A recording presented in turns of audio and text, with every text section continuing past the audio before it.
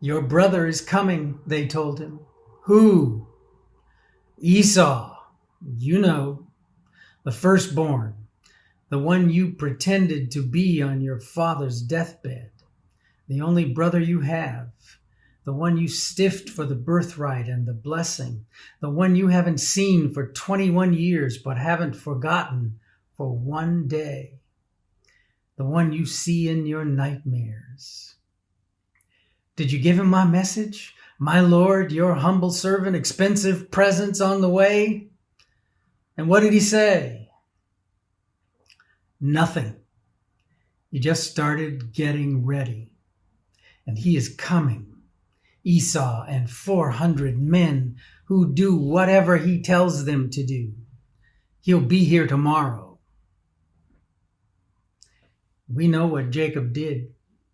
Divided his possessions into two groups and instructed his servants to put some distance between them and present themselves to Esau as gifts.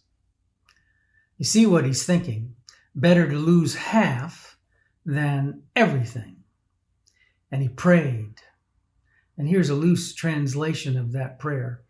God of my daddy and granddaddy, you said you'd do right by me. And I haven't been perfect, but please don't let my brother kill me and everybody I know and take all I own. Plan set, prayer prayed, he sent them all ahead. And as night fell, Jacob was alone. For more prayer, to feel his fear and solitude unseen, to try to rest undisturbed, to plot further how to outmaneuver Esau again. Always the clever one, Jacob got everything he wanted. The birthright, the deathbed blessing, the promise of prosperity, cattle, lands, servants, Leah first, and the kids, many of them. Then beautiful Rachel, Rahel, love at first sight. He would become a patriarch right up there with Abraham and Isaac. But he had to survive a reunion with Esau. What happens to an injustice smoldering 21 years in the breast of a twin betrayed? We are still seeing on our streets the repercussions of betrayal, stolen land and birthrights, lies about the true nature of humanity dressed up in manufactured privilege. For Jacob, it would be a long, sleepless night, but he was confused about the subject. Jacob thought the night's obsession would be this: when the sun rises, when Esau and his men come, will blood flow? Instead, God stepped in. They wrestled until dawn, Jacob and this man, angel God. Jacob again struggling for birthright, for blessing. Are these matters ever settled? Jacob did fine until dawn, when the stranger put a hurt on him, and he knew this was no prowler, but one from whom a blessing could be won. So Jacob threatened to hold on as long as it would take. Now, holding on was something Jacob knew how to do from prior experience. It was why he was named Jacob. At birth, Jacob came out holding the heel of Esau. His name Jacob meant he takes by the heel. And if we stretch that just a bit, you get the notion of overreaching. And stay with me here. If we keep stretching that, you get cheat. The name Jacob can mean cheat.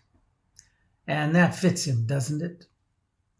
Before he got his blessing, he had to give his name, if not his nature, for a new name, Israel.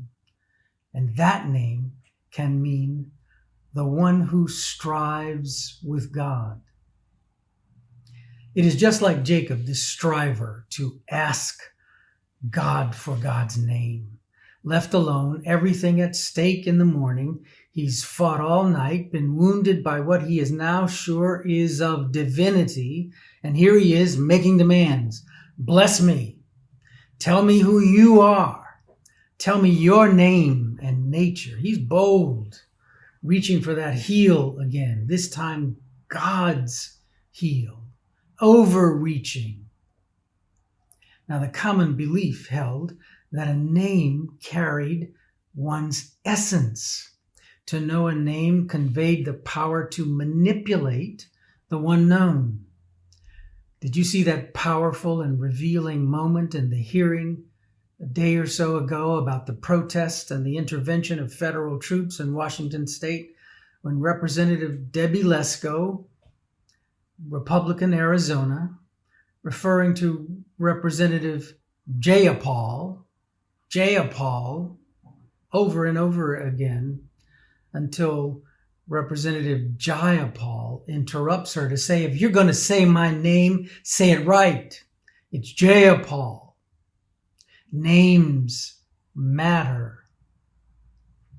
So here's Jacob going after God. I won't let you go until you give me your name. Unflattering? Is holding on to God so bad? The deeper truth here may be that God was reaching for Jacob. God knows Jacob needs it. We meet him stealing the birthright, then conspiring with Rebekah, his mother, to deceive his ill father and cheat his brother again. Lying through his teeth, he tells his father, your God granted me success. After 21 years, there's enough mistrust between Laban and Jacob that the misunderstood Mizpah, the watch post prayer, is written into history. The Lord watch between you and me when we are absent one from the other. We all used to pray that prayer. I know I did as a youngster in our youth groups. We prayed that prayer as a kind of blessing as we adjourned from some activity or meeting.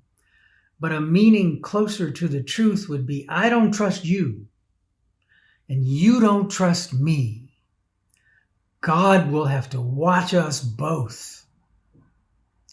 Yes, God, wrestle with him. Bless him. He needs all the help he can get. Change his name. Change his nature if you can. And do it before Esau gets here in the morning.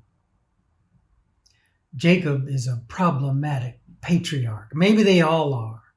Like most of the founding fathers, the whole construction is problematic, as if there were no women worth mentioning, as if their fatherhood itself did not give birth to a family fractured and deformed from birth. Well, Jacob wakes up from God blessing him and goes to meet his brother, and the vengeful Esau of Jacob's conscience bears no resemblance to the brother who runs to embrace him, kisses him, weeps upon his neck. No mention of the past, no hint of the anger which led Esau to look forward to the day when he would kill Jacob. Instead, a shower of blessing, a garment of forgiveness. Still, Jacob doesn't trust Esau, doesn't think he was safe, still continued to distrust Esau, to lie to him. Same old Jacob, patriarch, as big-time accomplished cheat, patriarch. The mind recoils at the thought. The moral sensibilities shrink. Jacob is too flawed, too unreformed, too devious and manipulative, too human. That's just the way it is.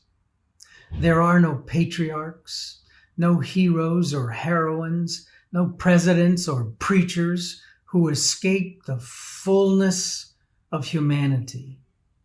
Moses killed for justice. David killed for lust. Our soaring human spirits get stuck in the mud now and again. The great and the small, Republican and Democrat, people in every culture, of every color.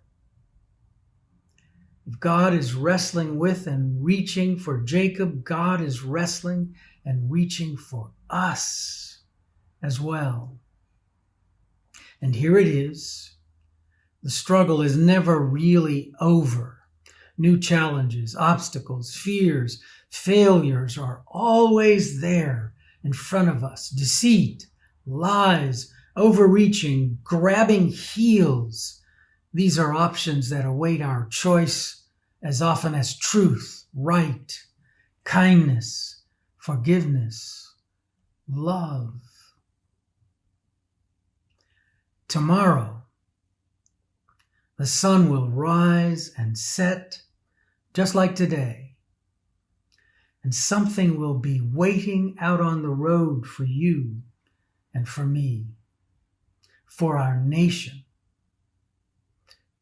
You know what it is for you. What will you do? God is reaching for you, wrestling with you. Can you hold on until dawn? Can you demand a blessing? Jesus wrestled with God in the garden. He was wounded to death. And you and I have been, will be wounded. And it's all right. We're still here. And there is more to do in our individual lives and in the life of the world. I say limp away, wounded, yet whole, toward a new life. You may embrace what you fear. Kiss the unknown. Dare to look into the face of God and live. Amen.